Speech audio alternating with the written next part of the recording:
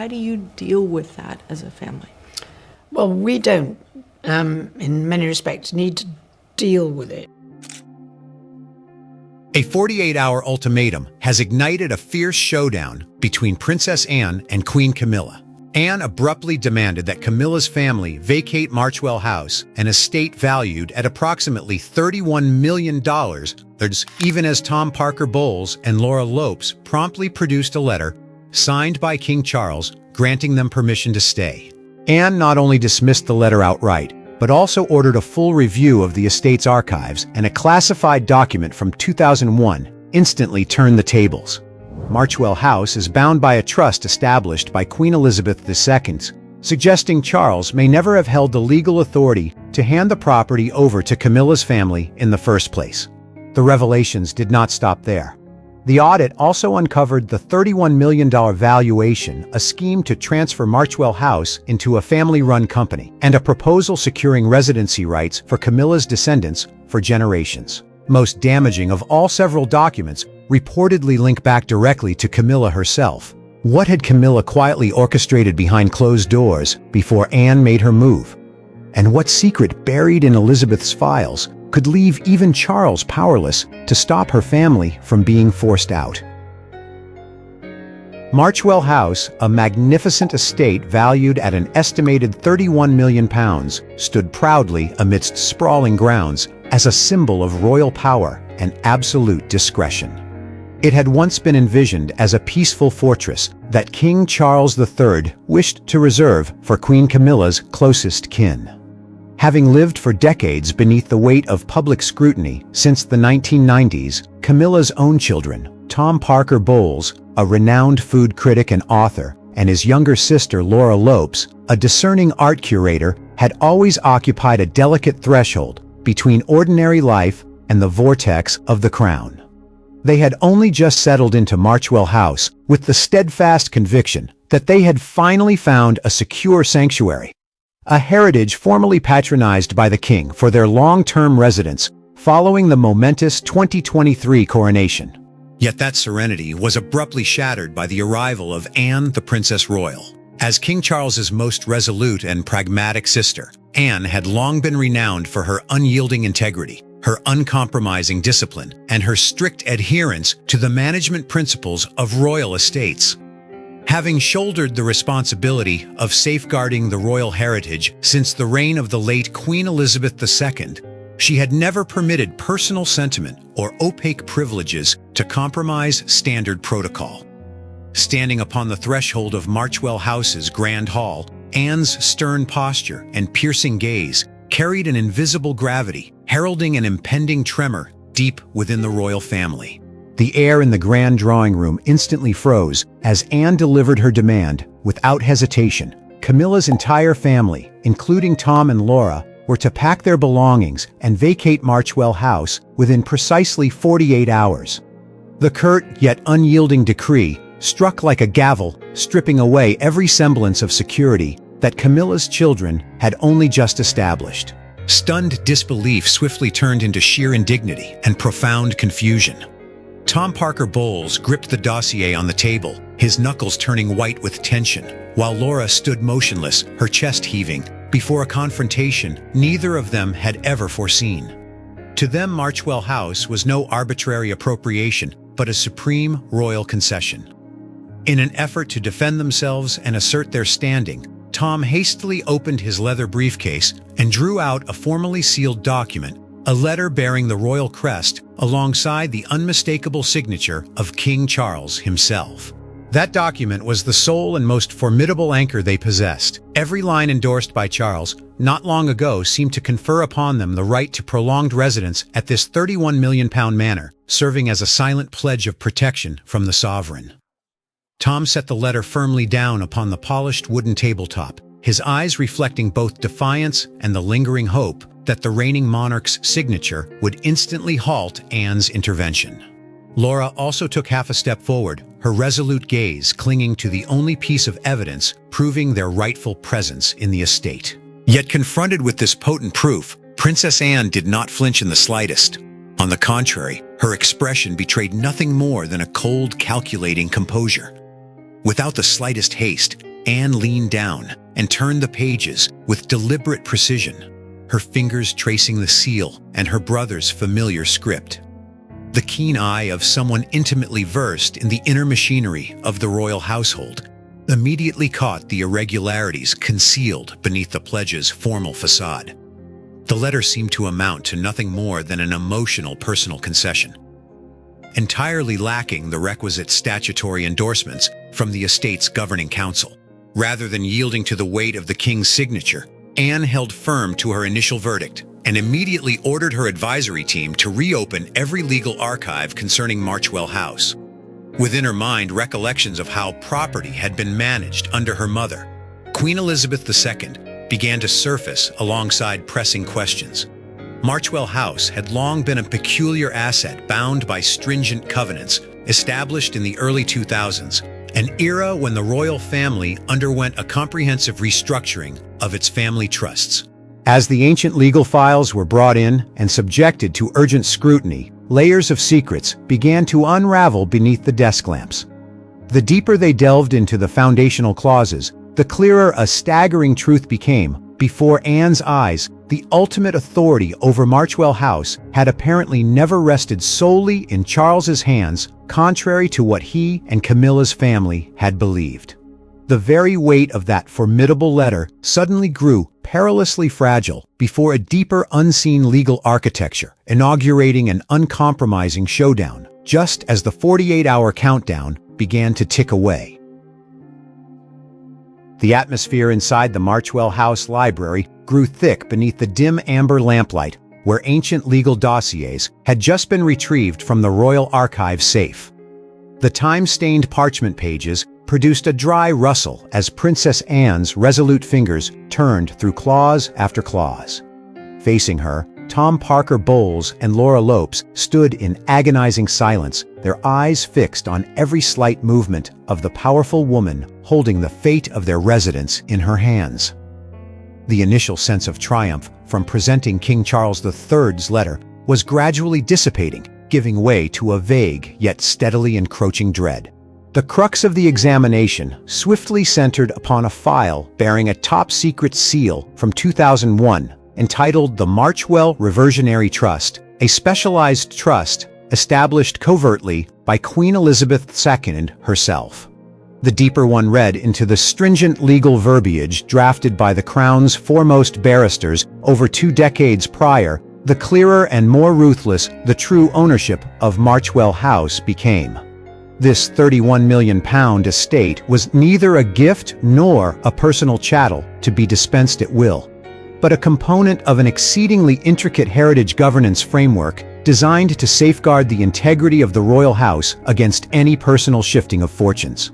A wave of dismay began to cast a shadow over Tom and Laura as the clauses unambiguously revealed that King Charles, in fact, possessed merely temporary rights of occupancy and use over Marchwell House for a restricted time frame. He held no statutory authority whatsoever to transfer lease long-term or confer perpetual residency upon individuals outside the direct line of royal succession, most notably members of Queen Camilla's private family.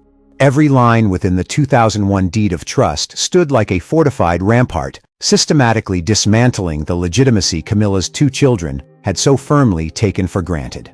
Laura's hand trembled slightly as she perceived the stark dissonance between the pomp of the royal sealed letter in their possession and the indisputable legal force of the trust deed.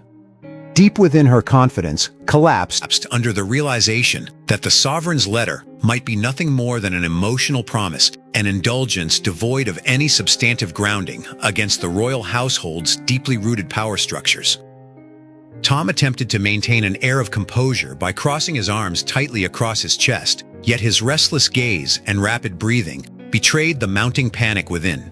He cast repeated glances at the telephone resting on the table, as if longing to summon urgent reinforcement, only to find himself utterly helpless before the rigorous audit unfolding before his eyes.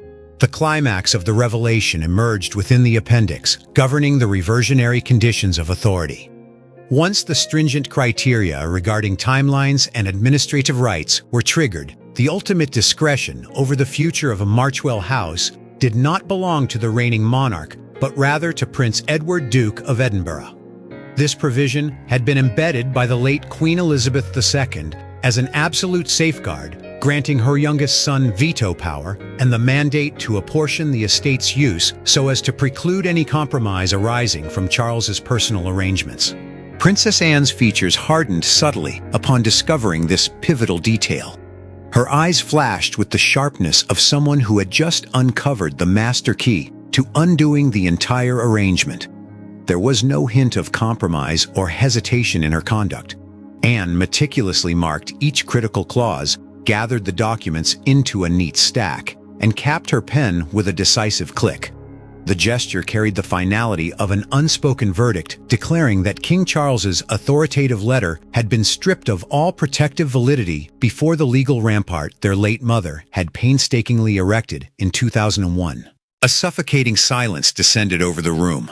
Tom and Laura stood rooted to the spot, their minds reeling from the stark reality that they were not merely facing an eviction order from Anne, but also the impending peril of being entirely dispossessed by a forthcoming ruling from Prince Edward. The letter bearing the king's signature now lay as nothing more than a fragile sheet of paper against the legal tempest poised to engulf Camilla's family. The legal audit did not halt at the dry clauses of the 2001 Deed of Trust. It swiftly expanded into a comprehensive investigation into the logistical activities quietly taking place within Marchwell House. Under Princess Anne's resolute direction, the Crown Estate advisors and administrative staff began gathering every voucher renovation invoice and internal memorandum circulated over the preceding months. The deeper they reached into the recesses of the archives, the clearer the picture of a vast calculating scheme of possession became, laying bare ambitions that extended far beyond a mere temporary living arrangement. The initial trail that caught Anne's attention was a flurry of living space renovation approvals that had been signed in haste. While Marchwell House had long preserved its stately classical structure, recent interior blueprints revealed that entire major wings, from private drawing rooms to auxiliary quarters, were undergoing radical restructuring, tailored exclusively to the lifestyle of Tom Parker Bowles and Laura Lopes' families. Consignments of exorbitant bespoke furniture artworks, requisitioned from Royal Collection reserves and specialized private security installations, had already been introduced. Every indicator attested that a permanent settlement had been meticulously orchestrated in advance, bypassing the royal household's customary property scrutiny entirely. However, the situation escalated in earnest when staff uncovered a top-secret financial dossier bound in dark leather, a detailed market valuation of Marchwell House establishing a figure of £31 million. Far more alarming appended to the valuation was an intricate legal proposal aimed at transferring administrative control of the estate into the hands of a private family-run, non-profit entity. Had this venture materialized in practice, the Crown's sovereignty over Marchwell House would have been fractured steadily, converting this public asset into a secure domain governed covertly by members of Camilla's family. The suffocating tension in the room mounted as the documentation further exposed another staggering provision, a confidential petition to secure hereditary residency rights for Camilla's descendants across multiple generations, impervious to any future dynastic transitions following the reign of King Charles III. The intent to establish perpetual privilege for a lineage outside the direct royal bloodline struck a devastating blow against the foundational tenets of the institution. Confronted with such irrefutable evidence, Tom and Laura could no longer conceal their sheer disarray. Tom's eyes darted frantically across the exposed documents, his hand twitching in cadence with Anne's decisive page turns. Laura took a step back, pressing against the edge of the oak table and struggling to steady her shallow breath, unable to dispel the profound panic as their covert calculations were dragged into the open so swiftly and starkly. They understood that this was no longer an ordinary residential dispute, but a legal and reputational crisis capable of shaking Queen Camilla's very standing. The most perilous crux of the investigation lay in preliminary approval signatures and internal correspondences bearing the unmistakable traces of Camilla herself. The classified papers demonstrated that she had been fully cognizant of every step in the scheme to transform Marchwell House into a private sanctuary for her offspring, yet had chosen to maintain absolute silence before the Estate Management Council and other members of the royal family. That calculated silence had unwittingly turned her entire endeavor into a perilous legal gamble. Princess Anne's gaze sharpened into a cold finality as she closed the heavy dossier. Within her, the indignation stemmed not merely from the attempted appropriation of a £31 million estate, but from a systematic abuse of trust and authority. Anne recognized that the narrative of Charles's patronage was no mere sentimental indulgence on her brother's part, but the culmination of an agenda quietly pursued by Camilla's kin for years. With unequivocal proof in hand, all room for clemency was extinguished, and the 48-hour deadline stood as an irreversible decree awaiting imminent execution. The atmosphere inside the study at Marchwell House plunged into an even deeper tension as the dedicated secure telephone on the desk abruptly rang with urgent insistence, heralding a direct call from Buckingham Palace. On the other end of the line was King Charles III. Behind the monarch's halting, strained tone lay a desperate attempt to intervene, demanding that his sister immediately halt the 48-hour eviction order against Camilla's family to avert an internal media crisis. Yet Princess Anne maintained her rigid posture and immutable expression. She showed no inclination to yield before the authority of the reigning monarch. With steely composure, Anne rejected every plea for suspension, steadfastly asserting that legal proceedings had already been initiated and that Charles's prerogative to intervene at Marchwell House had completely ceased. To Anne, upholding royal principles was paramount, superseding any emotional ties or the partial shelter her elder brother sought to provide for his wife and her children. That resolve was reinforced all the more when another top-secret dossier from the private archives of the late Queen Elizabeth II was decrypted and delivered by legal advisors. The handwritten pages accompanying the 2001 trust directives laid bare the full foresight and extraordinary acumen of the late sovereign. In her lifetime, Queen Elizabeth II had long anticipated the complications inherent in Charles's private romantic entanglements, and the peril of royal assets being dispersed by extraneous influences. The records unequivocally confirmed that the Queen had deliberately placed Marchwell House under the protection of the trust, vesting the ultimate power of future determination in her youngest son, Prince Edward, Duke of Edinburgh. This decision was calculated not only to ensure a robust financial and landed foundation for Edward's branch of the family, who served crown duties quietly and diligently, but also to serve as an ultimate deadbolt, precluding any scheme by any individual to convert a public asset into private possession. The greatest psychological blow fell when an accompanying internal memorandum revealed that King Charles himself had seemingly been well aware of these stringent legal boundaries years prior. In putting his signature to the letter granting Camilla's family long-term residency, he had been fully conscious of his own lack of statutory authority to issue such a commitment. That signing had been nothing more than an emotional capitulation to mollify pressure from Camilla, concocting an illusion of security for Tom and Laura upon a hollow legal foundation.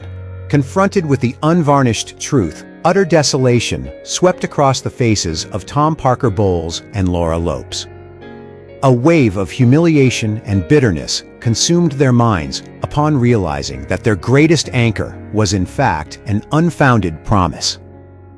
Tom let his arms fall limp, his vacant gaze fixed upon the late Queen's handwriting, while Laura turned her head slightly away, biting her lip hard to suppress the crushing humiliation over the impotence of the monarch they had once revered as an impenetrable shield. Wasting not another second, Princess Anne immediately signed the emergency status transfer notice for Marchwell House and dispatched it directly to St. James's Palace, the official residence of Prince Edward. The entire dossier of infractions, the £31 million valuation, and the covert appropriation schemes were attached in full. The key to determining the fate of this historic estate was now formally placed in the hands of the late Queen's youngest son, propelling the power struggle toward its decisive conclusion. Inside the stately study at St. James's Palace, Prince Edward, Duke of Edinburgh, sat in silence before a vast mahogany desk laden with documents just dispatched from Marchwell House. Sunlight pouring through the tall glass casement fell squarely upon the 2001 deed of trust, its red wax seal of the late Queen Elizabeth II, still wholly intact. Each page, from the letter bearing King Charles III's signature and the £31 million valuation, to the blueprint establishing a private family corporation to secure hereditary residency for Queen Camilla's descendants, was examined by Edward with meticulous focus and utmost caution. Ever a figure of measured composure, understated discretion, and absolute fidelity to royal protocol, Edward betrayed no emotion across his features. Yet deep within his eyes lay a profound contemplation of the matter's severe gravity. The more he weighed the statutory clauses against the concrete actions executed at Marchwell House, the more acutely he recognized the heavy burden his mother had entrusted to him. His verdict now went far beyond mediating the living arrangements of a few individuals. It was an imperative to defend the institutional integrity of the Crown's heritage against private self-serving compromises. Meanwhile, the atmosphere at Buckingham Palace descended into sheer turmoil and acute strain. Queen Camilla, perceiving that the defensive rampart she had painstakingly constructed stood on the brink of collapse, could no longer sustain her customary poise. A turbulent mixture of dread and indignity drove her to press King Charles relentlessly for more drastic action. Her hurried pacing echoed through private corridors, her pointed glances cast toward the monarch in a desperate bid to salvage the situation. Bowing to the unrelenting pressure from his wife, Charles once more attempted to intervene through internal back channels, invoking his standing as sovereign to seek a compromise or at least secure an extension for Camilla's family. Yet every effort by the king crashed against the unyielding resolve of the legal advisors, and a deliberate silence from Edward. The supreme majesty of the throne was suddenly rendered powerless before the immutable legal covenants established by the late Queen. At Marchwell House, Tom Parker Bowles and Laura Lopes endured a suffocating vigil. Every passing hour felt like a suspended sentence hanging over their heads. They paced restlessly through rooms caught in the midst of ongoing renovations, their bewildered eyes taking in the bespoke furnishings recently delivered that were now at risk of being unceremoniously dismantled. A profound panic paralyzed them, leaving them clinging to the telephone in the desperate hope of a miraculous turnaround from royal intervention, only to be met with a deafening silence. Following hours of exhaustive deliberation over every legal and institutional nuance, Prince Edward arrived at his final decision.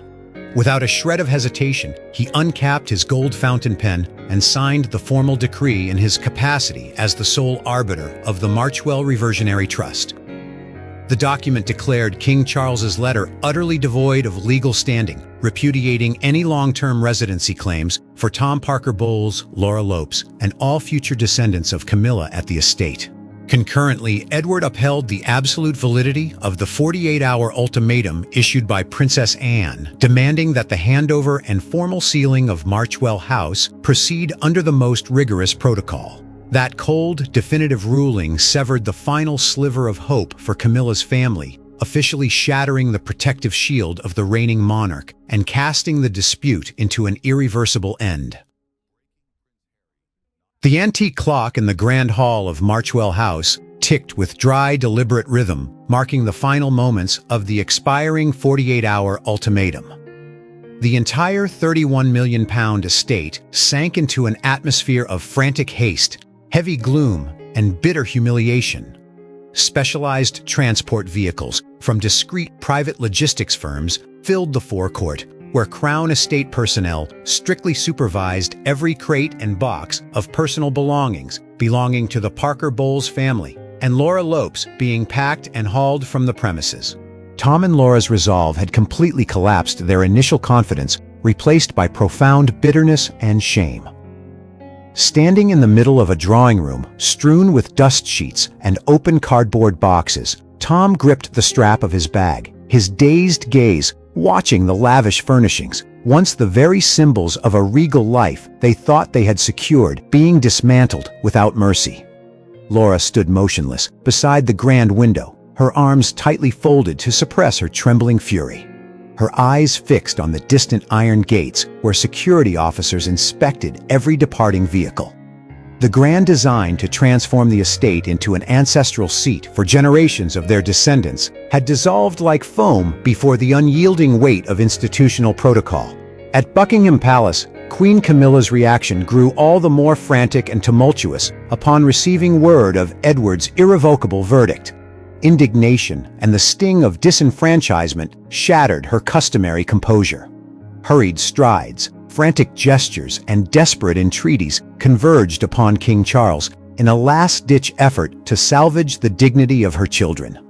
Clinging to the sovereign majesty of the throne, she pressed the king to wield his royal prerogative to overturn the ruling handed down by his siblings.